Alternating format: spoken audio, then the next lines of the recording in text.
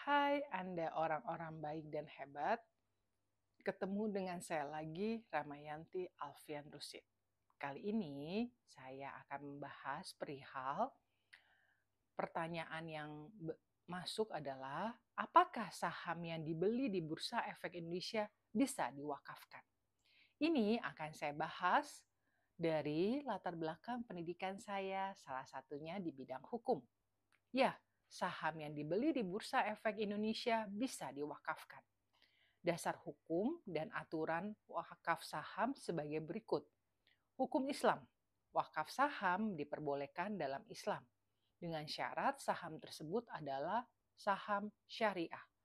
Hal ini berdasarkan fatwa Majelis Ulama Indonesia dan Standar Syariah Internasional AAOI-FI. Kemudian Undang-Undang Wakaf. Undang-Undang Nomor 41 Tahun 2004 tentang wakaf dan Peraturan Menteri Agama Nomor 18 Tahun 2019 tentang pedoman wakaf uang mengatur tentang wakaf termasuk wakaf saham. Peraturan Bursa Efek Indonesia juga tengah diselesaikan tentang wakaf saham untuk mengatur proses wakaf saham di pasar modal.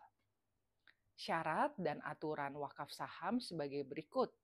Untuk saham syariah, harus terdaftar di Bursa Efek Indonesia dan masuk dalam daftar efek syariah atau indeks saham syariah Indonesia.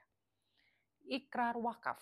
Wakaf, pihak yang mewakafkan harus melakukan ikrar wakaf dengan anggota bursa atau perusahaan efek yang ditunjuk. Wakil dapat mewakafkan seluruh saham atau hanya keuntungan dari saham tersebut. Wakaf saham harus dikelola oleh pengelola wakaf atau dikenal dengan nasir yang terpercaya dan legal secara hukum. Proses wakaf saham sebagai berikut. Yang pertama, pemilihan saham. Wakif memilih saham syariah yang ingin diwakafkan. Kemudian wakif melakukan ikrar wakaf dengan AB atau perusahaan efek. Ya. Kemudian saham diserahkan kepada nasir. Kemudian pengelolaan saham, nasir mengelola saham sesuai dengan akad wakaf dan tujuan wakaf.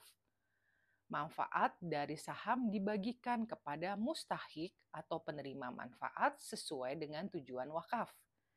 Wakaf saham merupakan cara baru untuk berkontribusi secara sosial dan investasi syariah di pasar modal Indonesia.